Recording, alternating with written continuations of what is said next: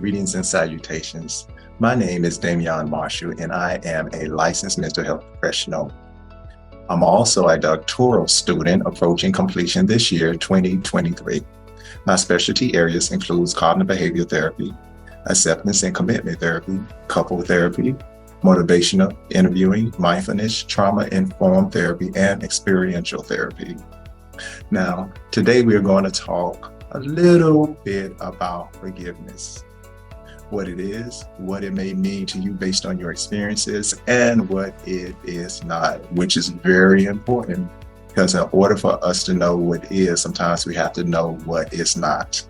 But first and foremost, let's lay our foundation by offering a definition for forgiveness. So forgiveness is a conscious, deliberate decision to release feelings, resentment, or vengeance towards a person or group who has harmed or wronged you, regardless of whether they actually deserve your forgiveness.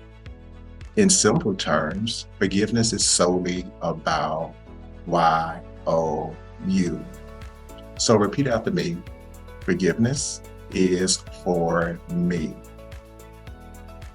Now, before we dive deep into this topic, there are 3 spaces I want you to become aware of. It is the mind space, heart space, and body space. Now, mind space is where our cognition is. It's our thought processor. Our heart space is our feelings and emotion processor. And our body space, which our behaviors and action lies, is our reactionary and responder demonstrators. Now, forgiveness is rooted in resentment, which in our heart space, the resentment we may experience is to be overcome by trying very hard to view the wrongdoer from a place of empathy, compassion, benevolence, and love, while recognizing that the individual has intentionally or unintentionally sullied or abandoned their right to them.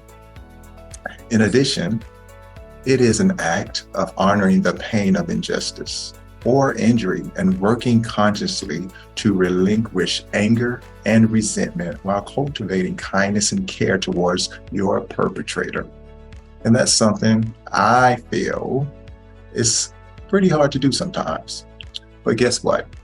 It is a balancing act. It's a balancing act in an attempt to effectively manage and respond to emotional experiences, which we refer to as emotional regulation.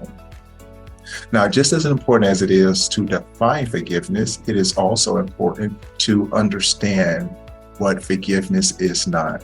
When you forgive, you don't gloss over or deny the seriousness of an offense against you. Now, I want to make sure you heard me. Do not ignore, avoid, pretend, or deny the severity of one's intentions or unintentions. It's best to address it first with yourself, then with your perpetrator if you find it necessary to do so. Understand that forgiveness does not mean forgetting, nor does it mean condoning or excusing offenses. The goal of forgiveness is to really help repair damaged relationships, but it doesn't obligate you to reconcile with the individual who harmed you or release him or her from legal accountability. Hold them accountable always. Now, there are practice models that I would like to highlight. First, by Enright and Fitzgibbons, forgiveness occurs across 4 phases. That is uncovering, decision, work, and deepening. So the uncovering phase of forgiveness explores the impact of injustice and injury upon emotional, cognitive, and lived experiences. Then we have the second phase, and that's the decision phase, which involves making an informed commitment to work towards forgiveness. That means you have a choice to decide. The third phase is work. That includes reframing one's perspective of the wrongdoer and cultivating compassion toward the wrongdoer. And lastly, we have the deepening phase, and that holds space for reflection upon how one feels in the wake of working towards forgiveness, exploring new meaning and purpose, as well as personal feelings and connections to others. Now, there's an alternative model, and it's called the REACH model. The REACH model describes the process of forgiveness in five different steps. The first step is recalling harm. Second, empathizing with the transgressor. Third, offering an effective gift. Fourth, committing to forgiveness.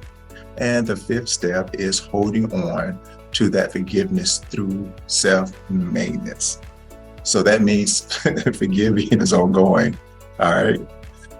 So both of these models offer a means of working towards emotional forgiveness, including making the decision to forgive. And remember, I want to make sure you understand that forgiveness is your choice. It's making a choice to forgive. So remember that forgiveness has nothing to do with the other people, the other group. You can choose to forgive or not forgive. However, if you choose not to forgive, it really only hurts you directly, and it impacts your daily functioning. It also indirectly impacts your loved ones because choosing not to forgive often results in various forms of imprisonment of negativity and unproductive thoughts, feelings, and emotions, behaviors, actions, which is pretty much all of the spaces that we discussed earlier. So know that you deserve forgiveness. Choose to forgive, free yourself today, and enter into your life-changing era. Well, that is all I have for you today. So I want to thank you for joining me, and remember that forgiveness is a choice. Like many things in life, you have the power to choose, and I hope that you choose forgiveness.